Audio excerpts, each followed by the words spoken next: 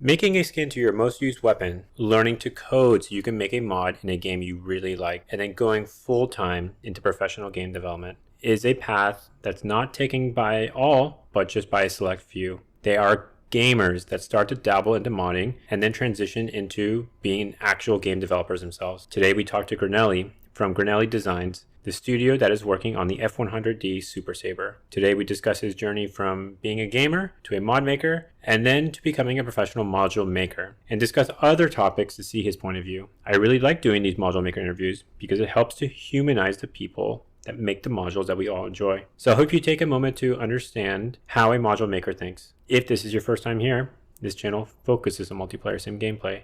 So if you're into that, please subscribe. Grinelli, thanks for hopping on. I do appreciate it. I was actually really looking forward to this conversation. You are working on an interesting project and you have a pretty interesting history in the scene, which I don't think a lot of people know about, because you are a module maker with your team and you are also a mod maker.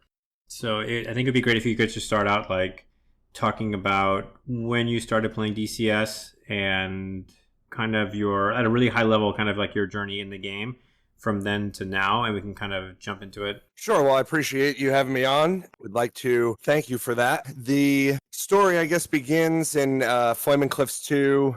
Kind of always been interested in aviation, always loved the fantasy of flight. It really just stemmed from a young age and grew into playing the early IL-2s and some of the Microsoft Flight Simulator products from 95. I was 10, just really took off from there, and it never really found something that engaged my interest and pure passion as much as the simulation software has. We started off doing the mods, I want to say, wow, I don't even remember, to be honest with you. It's been so many years. I want to say maybe 6 or 7 years prior to now, we started exploring making custom liveries, and then liveries led to modifying Lua scripts, and Lua scripts modifying different kinds of EFM and SFM projects. And we just decided that we wanted to take a stab at trying to see what it would be like to develop a module from start to finish. And I chose the F-22 mainly because there's so little data available that it kind of gave me a creative palette to experiment within the bounds of the core fundamentals of building a module, as opposed to worrying about guaranteeing the flight model is 100% perfect. That led into more projects like the hot air balloon, the rocket. We've done a lot of different things with the virtual air racing series, the Edge 540, Extra 330, and it's really just kind of incrementally stepped up, and I love it. So the mod scene is interesting because a lot of people play mods and they goof around with them, but they might not actually think about what goes into it. And my understanding, and I'm probably wrong about this because I can think of some mods that probably don't fall into this, but my understanding is a lot of the mods are based on FC3, I think, I think I remember hearing that like the by default the core plane in the game in DCS, there's no model defaults with the SU-27. So that's kind of where my question's coming from, or like where my head's at. So my question is like trying to approach a mod project, like kind of what do you have available to you as what's the white canvas look like before you start painting? So the canvas, there's a couple different ways. Going back, speaking from the modern standpoint of where we are today, if you wanted to do this today, Eagle Dynamics does provide the community with a external flight model template that users are able to download and explore and kind of experiment with. The documentation for a lot of how the stuff works is kind of left to the community. However, there are resources and areas available that you can find, like the mod hub, the DCS mod hub, particularly in Discord, that really has probably the largest hive mind of the most talented programmers, artists, and enthusiasts of the mod making community. The perception, I guess, so your question about the perception of the modules, or where do we start in that blank canvas? You can start from an SFM, or the simple flight model way, which is kind of become an antiquated way of executing a mod. However, it is still completely viable, where the EFM provides much more control and detailed accuracy over the project, that depending on how far and deep you want to go into it. Projects like the F-22 utilize FC3 for the avionics package from the F-15 particularly. So we get access to the HUD, we get access to the RWR, and the radar. Three things that are on the more complicated side when trying to generate from scratch. The way Eagle Dynamics populates the information and the way that we can get access to certain development tools, some things are left only for official module makers and Eagle Dynamics, where other things are available for everyone to explore. So there is a limit to a point of how far you can go with a module versus a mod versus a module. Having said that, the A4 Skyhawk is completely standalone and probably one of, if not the best, free mod available. The MB339, which is now available for sale, was also a free module alongside the C-130. All three aircraft are incredible. All three developers are doing a wonderful job in their respective rights providing the payware.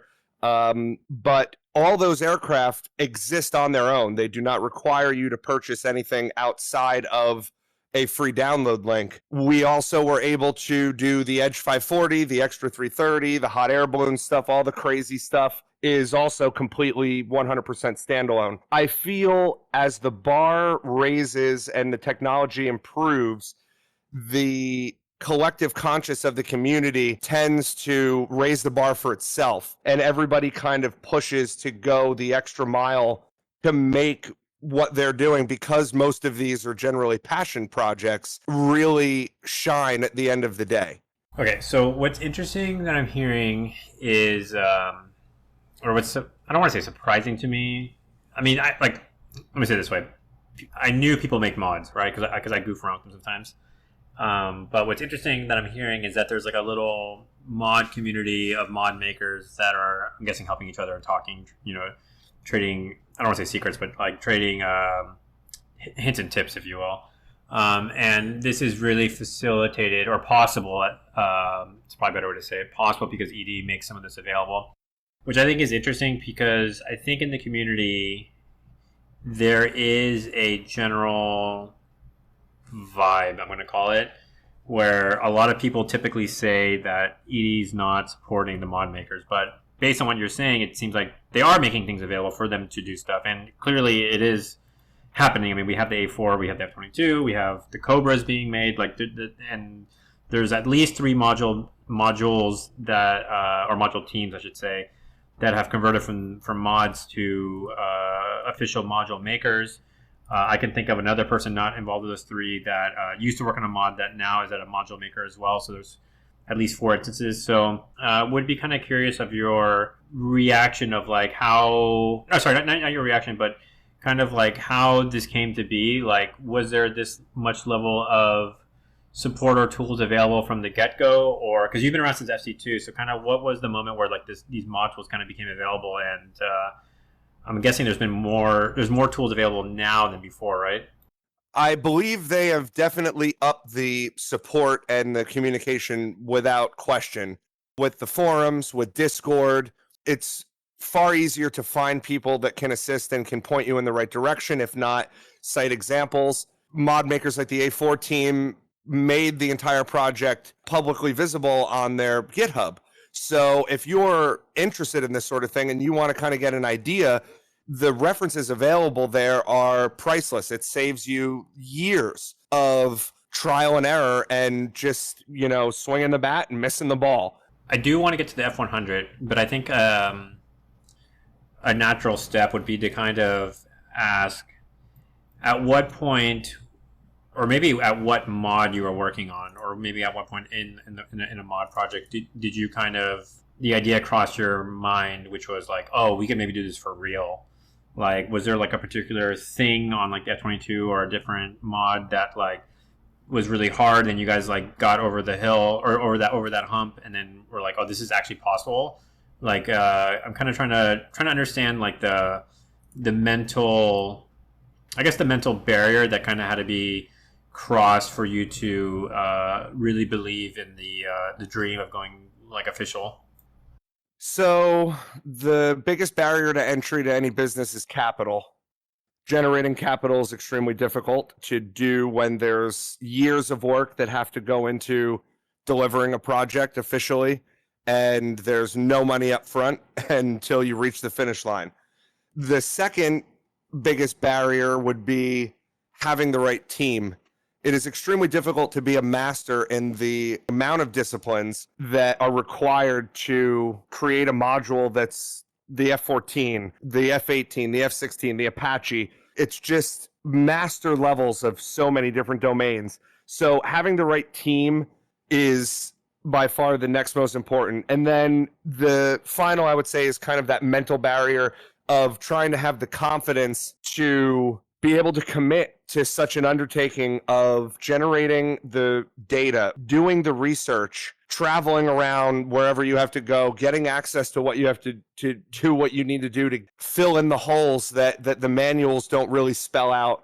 It's definitely a huge commitment. It is a huge time crunch on making sure deadlines are met, and also having to plan out this simulation of something that exists in reality. When the passion is there, it's an easy decision. And when you have the people behind you that allow the project to take shape in such a way, and you can generate enough capital to do it, then we're underway. And luckily enough, we've spent years building our confidence delivering F-22. While the F-22 is more kind of that gateway to, can I develop an airplane? Then we went into the Edge 540 and the Extra 330, and we actually tried to develop that airplane as if we were going to sell it. And you kind of just reach the point where the passion and the group line up, and you take a trip around the round table and say, do we want to do this? Is this something that we think we can achieve? And if everybody agrees, then we're in. Okay, so mentally ready. We all want to do an official mod or module, excuse me. So I've talked a lot with other module makers, and what has been interesting to me is the documentation that goes into it. And it seems like the two biggest things that dictate what gets made is what documents are available and what's already been made. And I would be kind of curious to hear about, I realize you can't say everything here, but I would be curious to hear about like kind of the calculation that you guys were kind of going through of trying to decide what modules you all were going to do. The reason why the F-100 was ultimately chosen was due to a couple different major factors. SMEs. We have a couple guys that are flying DCS, that are Vietnam F-100 pilots, that have been testing our module, that make the feedback and the information they give us, the F-100, the most realistic it can possibly be.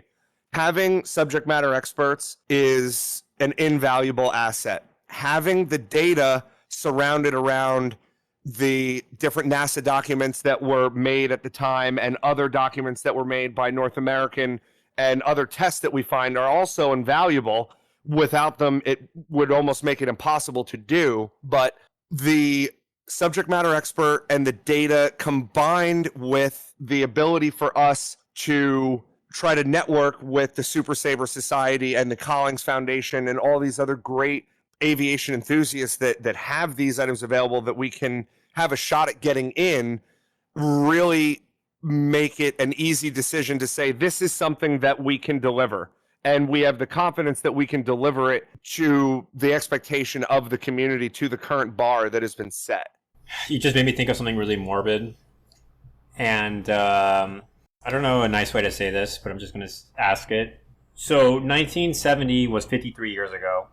So assuming someone was 20 then, today they're 73, which is, quite old. So I guess my morbid question is, if a lot of these projects are dependent or made easier with SMEs, like, is there a sense of urgency either from your side or even the SME side where they, not to put words in their mouth, or I'm just trying to put myself in their shoes, but, I would imagine that they feel really happy that people want to preserve a part of a thing that they were involved with or that they flew. Is there any sort of like that kind of going on? Well, absolutely. I mean, wow, yeah, it's a tricky. I mean, my father served in Vietnam. He's 77. Our SMEs that are flying this aircraft are upwards of 80, 90s, early 90s. So just because you might have been 20 and hopping in an airplane, most of the guys that we're connected with were pilots before they got the F-100 was not the first airplane and certainly wasn't the last airplane that they flew during their service. So some of these guys were flying the F-100 late 20s, or because they're from the middle 80s to early 90s. There's also gentlemen that we've met and worked with that are also in their 70s. But the more pilots you run into, the older they seem to be, honestly, for the F-100. And unfortunately, these gentlemen are few and far between. And there's no better time than now to take on this project, because Vietnam holds a special place in my heart with my family and my father and his experiences and his stories, and trying to capture it and preserve the history. In a previous episode, you spoke a lot about museum, DCS potentially being a virtual museum. And a part of me does want to attempt to capture some of the accuracies and some of the legacy these men went through fighting these wars, and it's just unbelievable. I mean, we've had SMEs on the project that started when we started this project that are no longer with us. So the question is 100% a sad one, and the best thing that we can do, that I can do, is preserve that history and give them the honor and the respect that they deserve. Yeah, that's a hard one, because that's something that I don't want to say you can't plan for, but you kind of have to. But it's like, yeah, that's a little hard. That's a little hard. I mean, it's just math, right? So that's interesting. But I see where your head's at. Like, it is preserving history, because this level of accuracy is not done anywhere else. So that is interesting. So you've selected the module. I would be really curious about your reaction to the community's reaction of when it was announced, because I mean, you know me, like I love these Cold War planes, and in our community, people were really excited when it was announced. But I just would be kind of curious of kind of how you thought the reaction went to when it was announced. I thought it was well received. I think the F-100 definitely has a place in the climate we have currently in DCS. It'll fit right in and really kind of add a gap in generations of airframes that are available to us, especially with our peers working on the 17. We have the 19 already.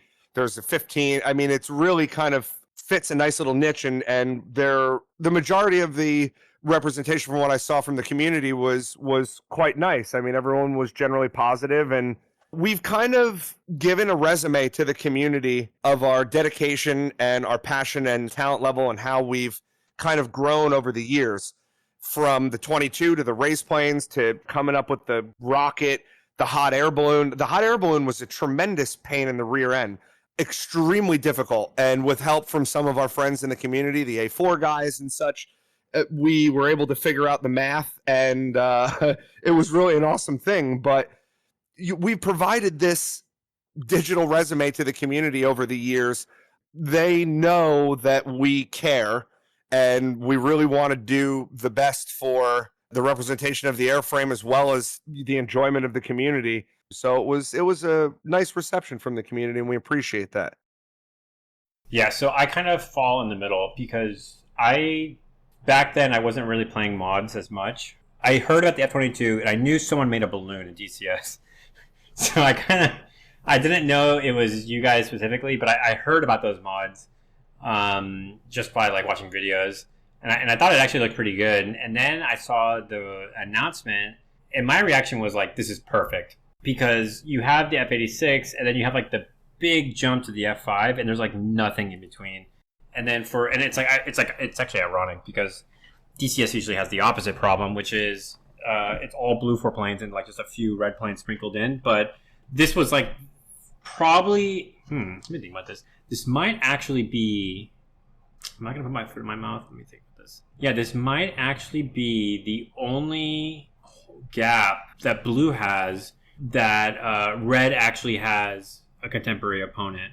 So it actually offers a lot, even for our server. When, like, because I mean, the joke I always say is the closer you get to the Berlin Wall being built, the more interesting the flying is. I know I'll annoy some people by saying that, but that's just kind of how I joke when I think about things. And the F-100 kind of fits that really interesting era where like things are like super jank, but I mean that in a really endearing way. And it's a very interesting time for flying. I mean, I would love to do like an earlier Cold War scenario, which is like around the F-86 and the F-100 and MiG-15, 17, and maybe the 19. Like, that's a really interesting period. And I don't feel like a lot of people talk about it, but it is an interesting period. Absolutely. It's the United States Air Force first supersonic fighter. They flew over 360,000 sorties in the Vietnam conflict. It was the most used airframe in Vietnam. It certainly offers a hybrid kind of crossover of the old school and the new school. Because we're delivering the Project Highwire version of the F-100D, it offers a wide variety of radio navigation and instrumentation across the board. More modern IFF. It will have an earlier radar that's also in the F-86 currently, air-to-air refueling. It's really an interesting case study of kind of the crossover into the modern fighters that we know today. I guess the next question that I have is, I mean, look, it's going to naturally fit into the game. It is well received.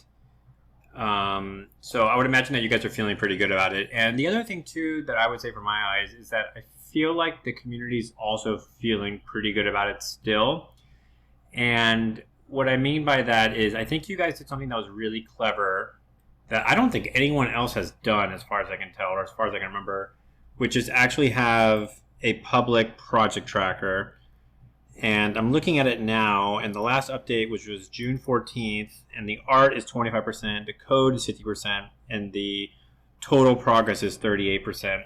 And this is neat, too, because you have the breakdowns of like all the individual pieces that are going into it and like what's in testing and what's in progress and what's to do. So I would love to, well, one, compliment you guys on that idea, because it's a very simple idea. It kind of makes me wonder why it hasn't been done with other modules. But so one, congratulations on that idea, and two, kind of what was the thinking going into that? And yeah, I just would be curious, like, was it for more transparency to keep you guys honest? I'm just kind of wondering on the reason for that. I really just believe that having a project tracker allows the people to know what's going on, where it's at, how long does it take to kind of do things. The plan is to give way more data through this process. We're going to start outlining different systems. We can start drilling down what we did and why. There's also elements of the airplane that need to be done where I'd like to try to do some community outreach. Okay, so mod to module maker, and now you're in the weeds. You got the SDK. I would love to hear what was like a big surprise. You know, you got your hands on the SDK. You have the critical information now. What's the what was like a big surprise where you're like, oh, this is much harder than you guys initially expected? Like even after having all the mod experience, like and then sorry, one last thing is like I don't know if you could touch up on like what eats up the most time when making a module. And I realize you guys aren't done yet, but just kind of from your perspective. So I'll go back to front. The most time eating a module is the research, without a doubt. Figuring out exactly how something works, cross-referencing it, trying to confirm it. It takes time. When approaching different situations with the SDK, certain things are too easy and other things are extremely difficult. To be as broad as possible, I would say working with radars is probably one of the more impressive things that have come from a lot of our peers, as well as Eagle Dynamics. These ground radars, the air-to-air radars, it's incredible. It's incredibly complicated math. It's incredibly complicated to do the research. A lot of the stuff is classified or secret, and the level of fidelity and accuracy that's coming out of the stuff is unreal. So radars would be an example of something extremely time consuming and extremely difficult to implement, where implementing a radio is too easy. Learning how to implement something can be difficult. It's really just a matter of your time and your patience at the end of the day. So for like SMEs, I guess you guys look at the documentation and you read it, and it's almost like reading. I would imagine how it's like reading how to drive a car, right? And then you go to a race car driver or just a regular driver, and you're like, is it kind of like this? And they say yes or no. Like, is it kind of, you guys look at the documentation and then you guys go to the SMEs and say like, hey, like, does this make sense to you? Like, is this how it was? Or kind of what does that look like? You start at the -1, you arrive at your kind of control information. Then if you have access to technical manuals or specific manuals, let's use the J4 compass as an example. The J4 compass is talked about in the -1 for maybe a paragraph. Then beneath it, it says refer to 5137 instrument aircraft flight. So now you got to go on eBay or somewhere and find that manual and then buy it and scan it and then read that whole section. And then in there, it says refer to the technical manual of your specific aircraft. Then you got to go find. Oh no. Then you got to go find the J4 compass manual for the model plane that you were using that they're flying. And then that manual, if you could arrive at that manual first, usually offers the majority of the information you need. However, there's a lot of stuff that the technical manual won't describe that's described in the instrument training manual. When I had the chance to go down and meet with the Collins Foundation F-100, I sprinted up that ladder and hopped in the seat and immediately felt at home because I've been looking at this cockpit for the past year. And it was just such a surreal feeling to kind of have that connection made between reading all the manuals and looking at all these photos and all the 3D art that we've been trying to generate, and then being able to touch it and have something that I read in the manual click because I got to actually interact with the real thing. That's obviously another invaluable resource that we're too grateful to have had the opportunity. It really takes a journey trying to get that information, and then we try to program the information. Then we hand it off to the SMEs. They'll interact with it.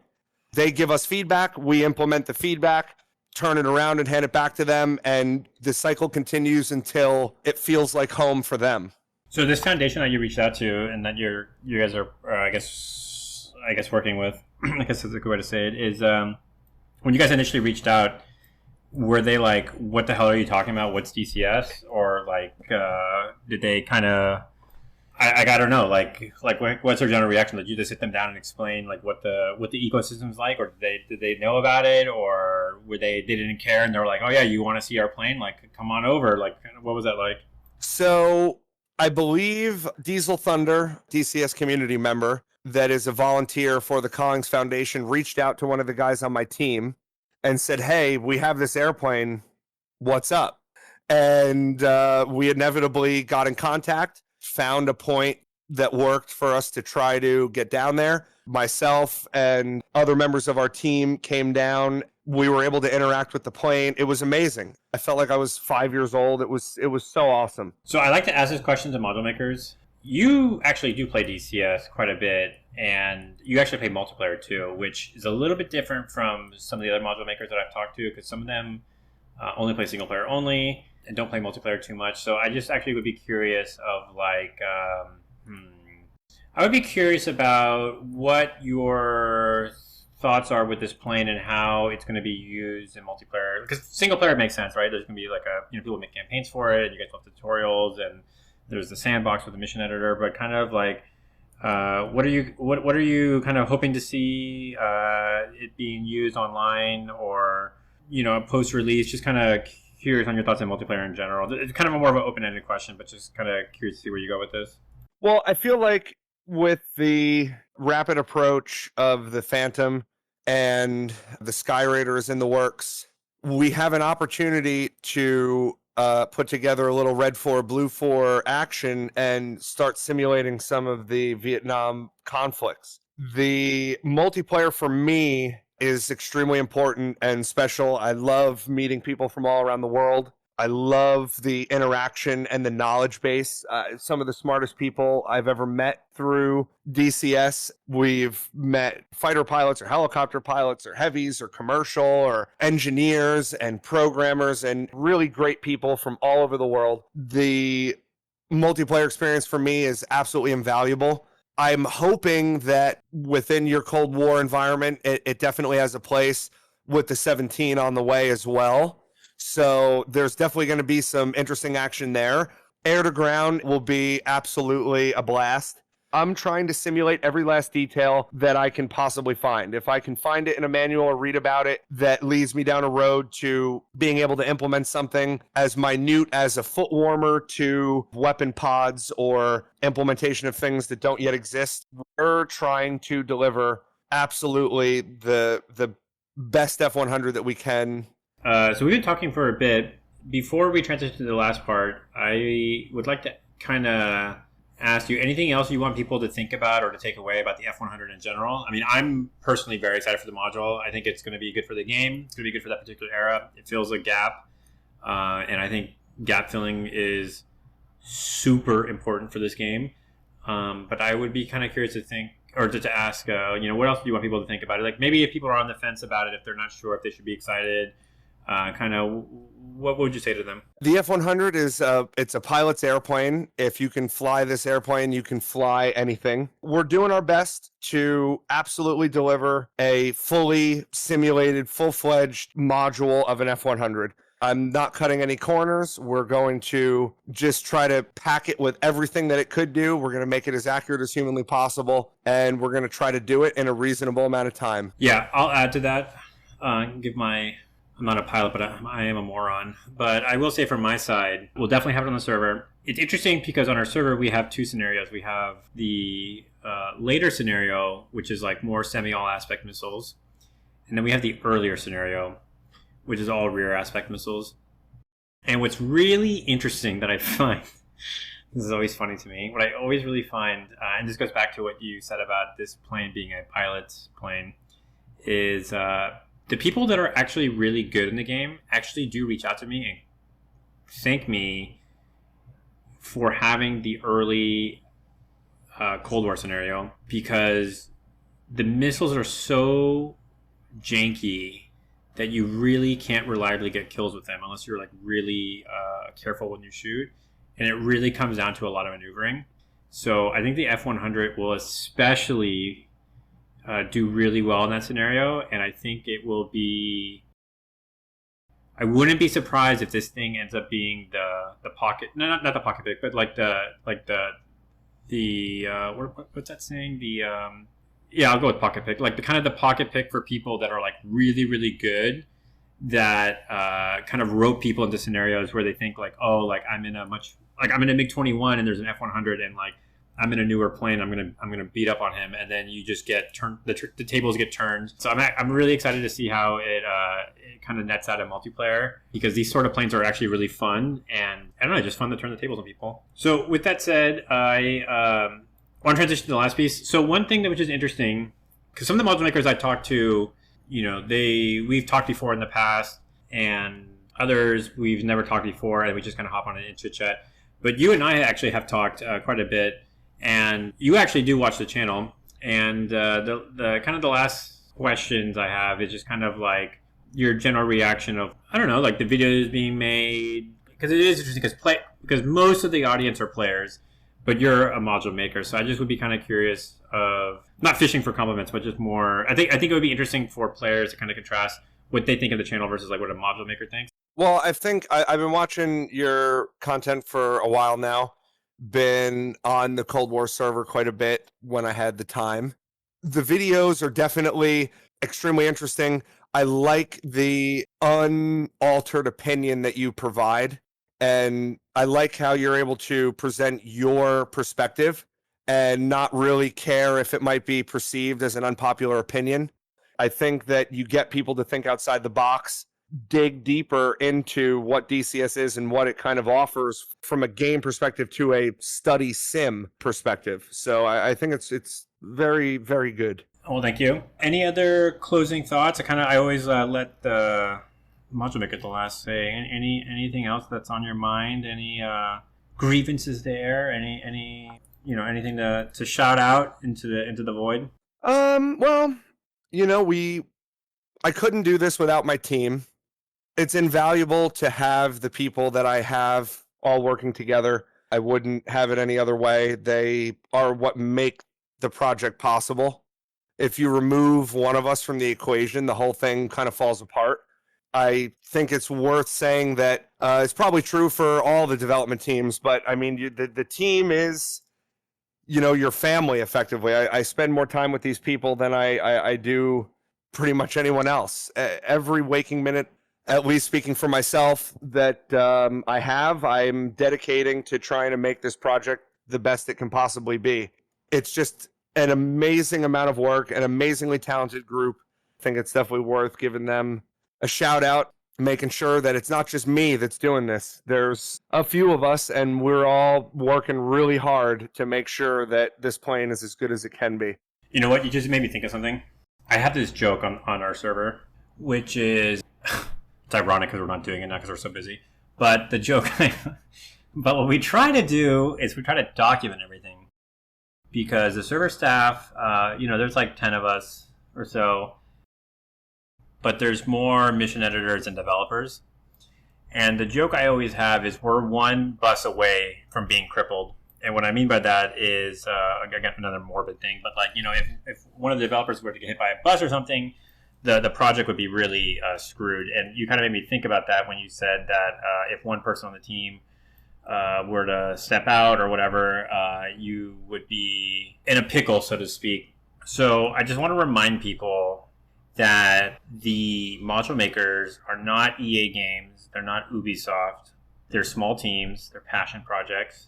And if you think about it, how much does a coffee cost this day? I don't know, but I'm in New York, so they're like $5 here? Yeah, like $19. Yeah, well, yeah, because we're tipping, right? So for $60, that's basically 12 coffees if you were to go buy them out at your coffee shop, and if you were to tip. And if you think about it that way, it's actually a pretty good cost. And with how few people who are able to do this, or even willing to do it, when you kind of quantify it that way, to get the most realistic, the highest level of fidelity, the closest thing you're ever going to be able to get to an F-100 for the price of 12 coffees, to me seems pretty reasonable.